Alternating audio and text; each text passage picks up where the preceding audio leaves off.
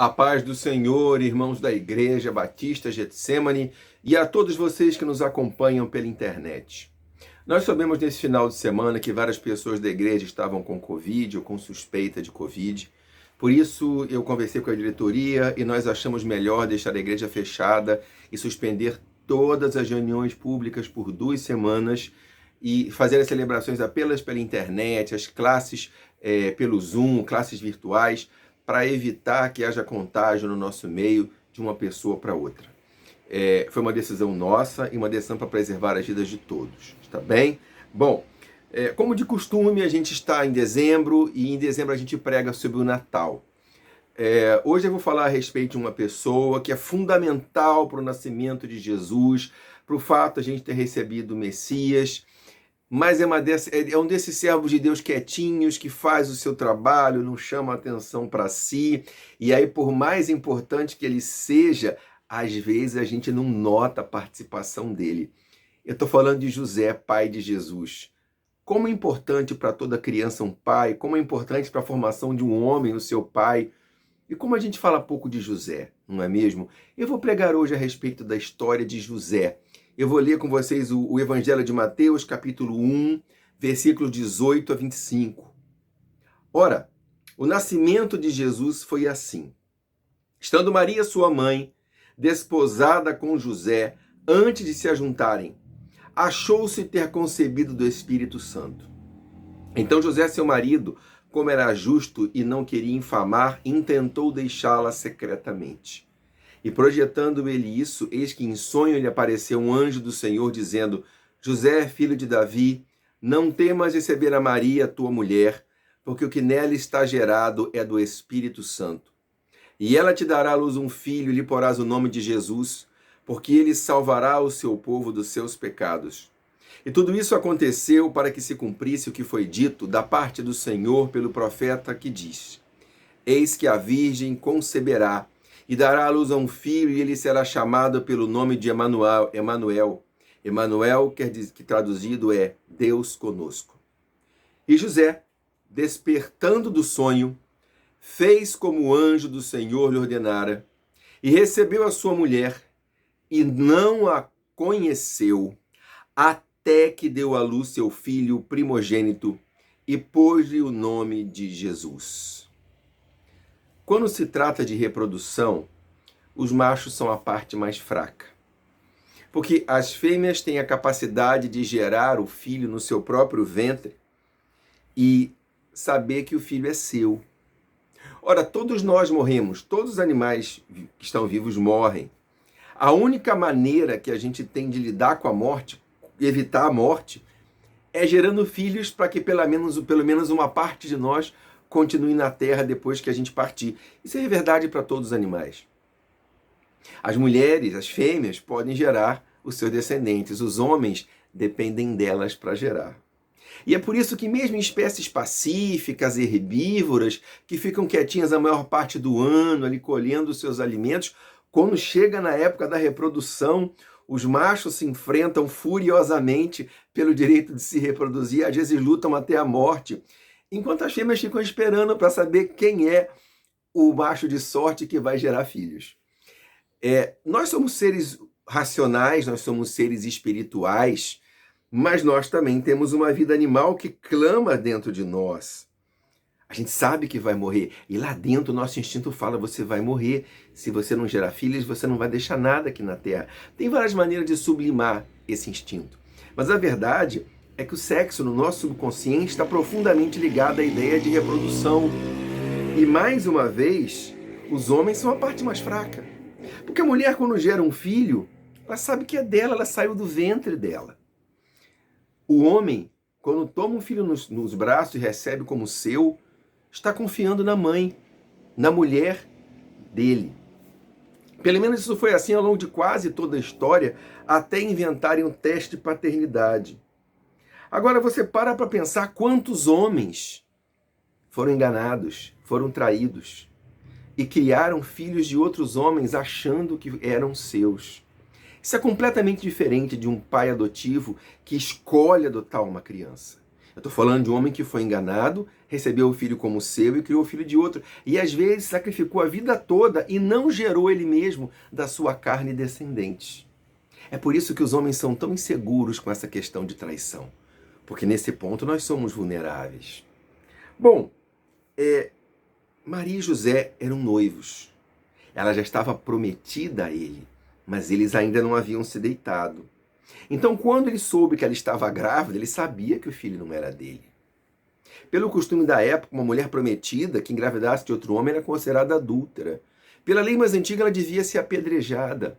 Mas mesmo que isso acontecesse, se ele a acusasse de traição, e se ela não pudesse se provar que esteve com ele, nenhum outro homem se casaria com ela. Ela seria uma vergonha para sua família e talvez até fosse obrigada a se prostituir para sobreviver. Ainda que José tenha se sentido traído, ele não podia fazer isso. Ele não queria fazer isso. Então ele pensou, qual é a maneira de eu não ser obrigado a casar com uma mulher que me traiu, criar um filho de outro homem como se fosse meu e ao mesmo tempo fazer o mínimo de dano possível à vida dela? Ele pensou, eu vou fugir. Eu nunca mais vou ver a minha família, eu nunca mais vou visitar a minha terra, mas eu não vou ter que me casar com ela. E a família dela pode dizer que eu fiz o filho e fugi. Ela não vai ficar desgraçada e eu também não vou desgraçar a minha vida. Então, mesmo quando se sentiu traído, José não foi amargo. Ele não tentou destruir Maria, ele só tentou sair de uma situação que para ele era injusta. Foi quando o anjo do Senhor apareceu para ele em sonho e falou, José, não tenha medo, porque esse filho que Maria está gerando, está concebendo, foi gerado por Deus. Você vai recebê-lo como seu filho e vai criá-lo, porque ele vai ser o Messias e o Salvador de Israel. E José fez exatamente como Deus falou, e criou Jesus como se fosse seu filho. A vida é dura. Quantas vezes você foi traído, você foi traída, você foi enganado, você se dedicou emocionalmente a uma pessoa, você a amou, você se sacrificou, você comprou brigas que não eram suas, resolveu problemas que não eram seus, e depois descobriu que essa pessoa não gostava de você o quanto você gostava dela, e quando você precisou de ajuda, você estava sozinho. Quantas vezes você se dedicou na empresa, se dedicou a um projeto, achando que isso ia ser bom para sua carreira, isso ia te prejudicar, e quando os frutos chegaram, você foi descartado. Cada vez que você é enganado, seu coração fica mais duro e se fecha mais. E a gente acaba ficando fechado, egoísta. O Natal é o tempo de nós comemorarmos o nascimento de Jesus. Jesus veio ao mundo porque Deus entregou o Filho dele para morrer na cruz em nosso lugar. Isso foi sacrifício. Jesus aceitou morrer na cruz por nós. Isso foi sacrifício. José e Maria, que podiam ter tido uma vida tranquila, se arriscaram, sofreram a vida toda para criar o Messias. Isso foi sacrifício. Os apóstolos foram perseguidos por pregar o evangelho. Gerações de cristãos foram mortas por pregar o evangelho. O evangelho só chegou até nós porque pessoas nos amaram e se sacrificaram por nós. Missionários deixaram a sua terra e a sua parentela para pregar a uma nação estrangeira. Isso é amor. Isso é sacrifício. Quando você prepara uma ceia de Natal apenas para sua família, quando você compra presente apenas para os seus filhos, isso não é amor cristão, isso é instinto. O seu instinto te faz alimentar os seus filhos, o seu instinto te faz construir uma família, ela é o teu amparo, o teu instinto te faz cuidar dos seus filhos, porque eles são a continuação da sua vida, quando você não estiver mais aqui na Terra, mesmo que racionalmente você não pense assim, é assim que o teu subconsciente age. O verdadeiro amor cristão aparece quando você é capaz de agir como José e amar os filhos de Deus como se fossem seus. É quando você vê um irmão que se meteu num problema que ele mesmo arrumou e que devia resolver sozinho e você ajuda, porque ele não é seu filho, mas ele é filho de Deus. O amor de Deus acontece quando uma criança chega no departamento infantil da igreja e sozinha dá mais trabalho que todas as crianças juntas e a professora olha para ela e fala, não é meu filho, mas é filho de Deus. E gasta metade da energia com ela e metade com as outras. O amor de Deus acontece na sua vida quando você vê aquele irmão que você acha chato e que é chato para um, não é chato para outro. Sabe aquele irmão que te procura para contar sempre as mesmas histórias que você não gostou de ouvir da primeira vez, e ele sabe que você não vai reagir porque você é crente, e você vai lá sabendo que vai ouvir e ouve. Aquele irmão que fica segurando, cutucando, que não gosta de ser tocado. Ou aquela pessoa que fica resmungando feito um cachorro velho. E você vai lá, você sorri, você acolhe, você ama. Não é teu filho, mas é filho de Deus. Amor cristão é quando você ama quem não teria motivos para amar. Quando você perde o medo de ser usado, de ser enganado, e faz aquilo que você faz, não por recompensa humana, não por instinto, mas porque você ama a Deus. Agora eu vou falar algumas coisas a respeito de José, e eu não quero ofender se tiver por acaso algum irmão católico ouvindo. A Igreja Católica constrói as suas doutrinas com base na Bíblia, mas também nas suas tradições. Nós, os evangélicos, não cremos em tradições. Nós cremos apenas no texto da Bíblia e usamos o conhecimento científico que nós temos para tentar ilustrar esse texto. E por que eu estou falando isso? O texto fala que José não conheceu Maria até que ela deu à luz seu filho. Conheceu significa coabitou como homem e mulher. Fez sexo. Até que ela deu à luz seu filho indica um tempo determinado.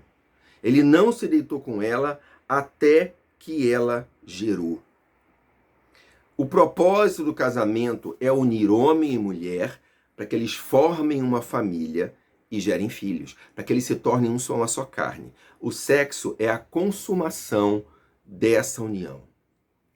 O sexo entre marido e mulher não tem nada de pecaminoso, não tem nada de errado. É santo aos olhos de Deus. Maria não era casada com Deus, ela era casada com José. Quando a gente fala que José coabitou com Maria depois que ela concebeu Jesus, a gente não está dizendo de forma alguma que isso desmerece Maria, porque isso é o justo. Vamos tentar entender José e Maria no contexto social da época. Eles eram dois jovens judeus religiosos, praticantes, fiéis. Isso significa que eles eram ainda adolescentes, porque as pessoas naquela época casavam antes dos 20 anos, as meninas antes dos 15. Eles eram muito jovens. Os dois eram virgens, porque as famílias não permitiam que os seus filhos se entregassem à fornicação, que é o sexo antes do casamento, nem à prostituição, que é o sexo por dinheiro. Os dois não haviam conhecido outra pessoa. Os dois também não tinham escolhido um ao outro, nem tinham namorado, porque as famílias tratavam o casamento em nome dos filhos e os filhos aceitavam.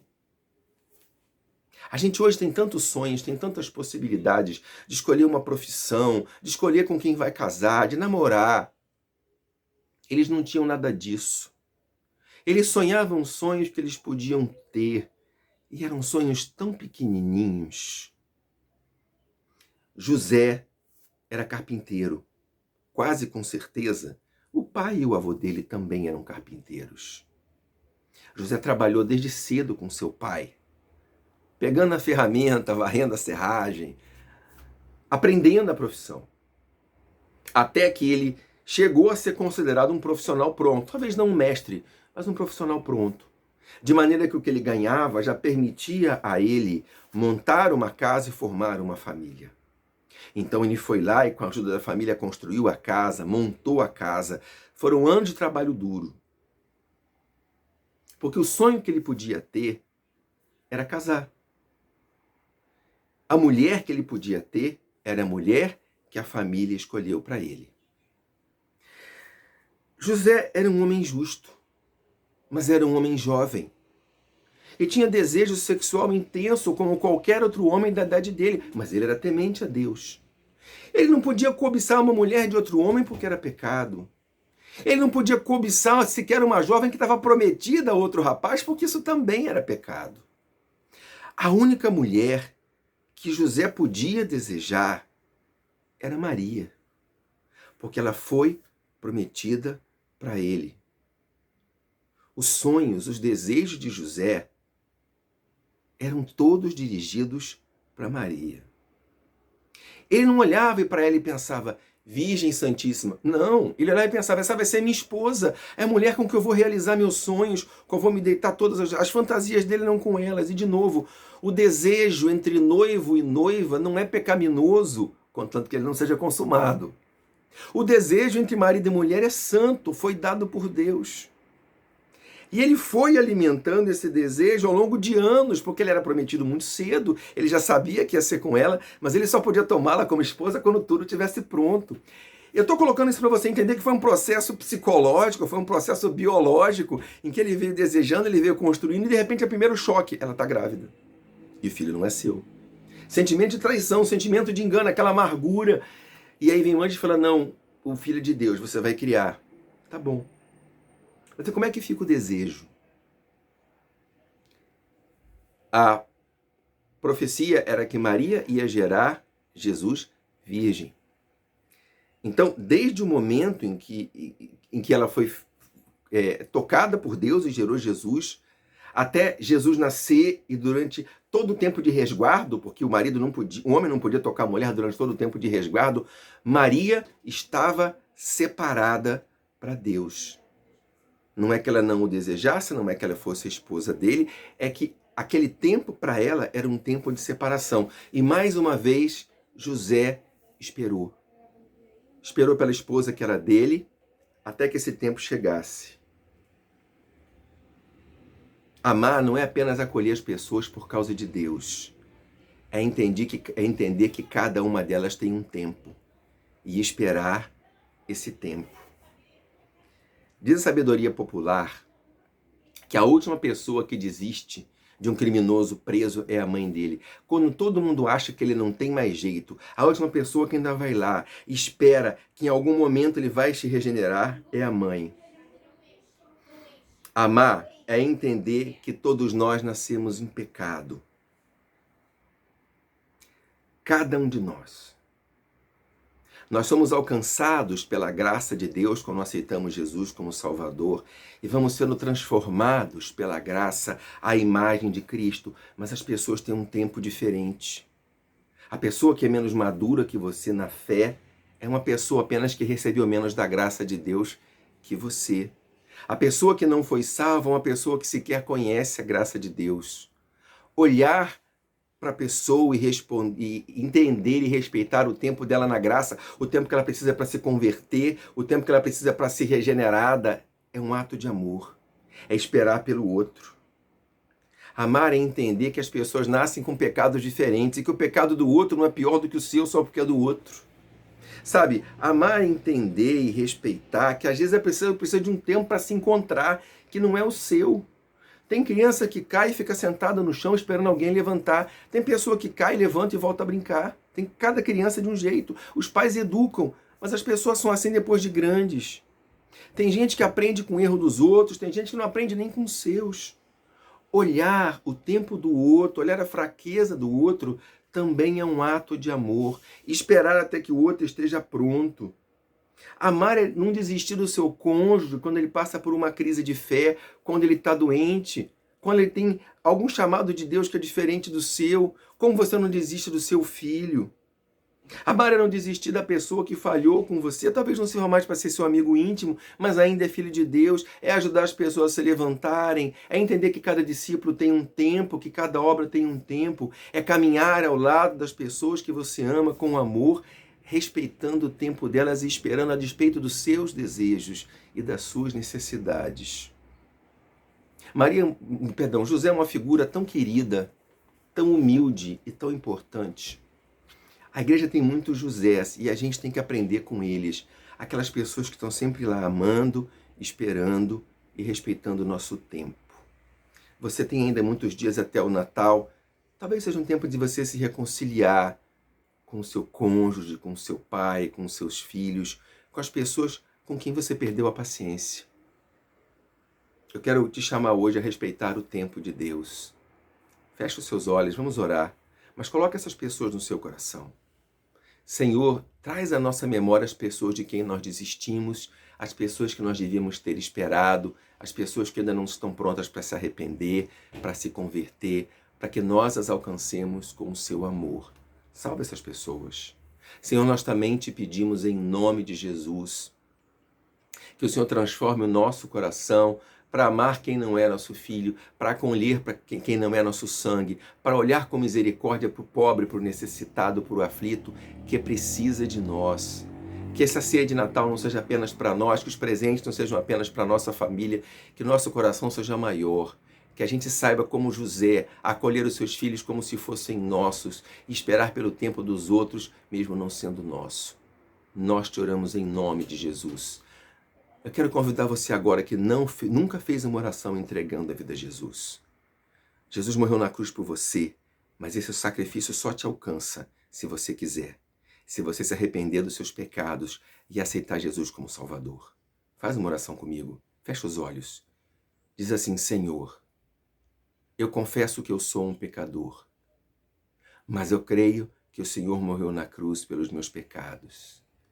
Eu me arrependo dos meus pecados e te recebo como meu Senhor e Salvador. Senhor, eu ministro a tua graça sobre as pessoas que fizerem essa oração. Que teu Espírito seja soprado dentro delas e que elas recebam a tua salvação hoje e sempre. Nós te oramos em nome de Jesus. Amém. Lembra a todos os irmãos que nós estamos recolhendo os presentes para as crianças do Morro do Juramento, vão ser entregues essa semana.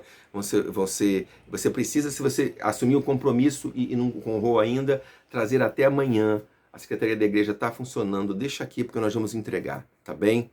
Coloca a mão sobre o coração, eu vou orar pelas suas necessidades agora. Tem enfermos entre nós, tem pessoas com problema, deixa eu interceder por você. Fala com Deus do teu problema.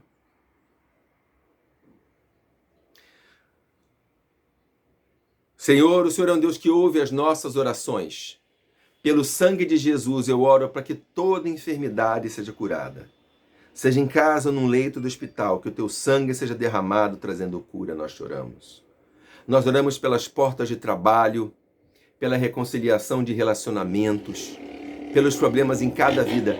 Manifesta a tua graça para que o teu nome seja glorificado, nós te oramos. Em nome de Jesus. Amém. Que o Senhor te abençoe, te dê uma semana de bênção e de paz. Que o amor de Deus Pai, a graça do Senhor Jesus Cristo e as consolações do Espírito Santo sejam convosco e com todo o povo salvo, hoje e sempre. Amém.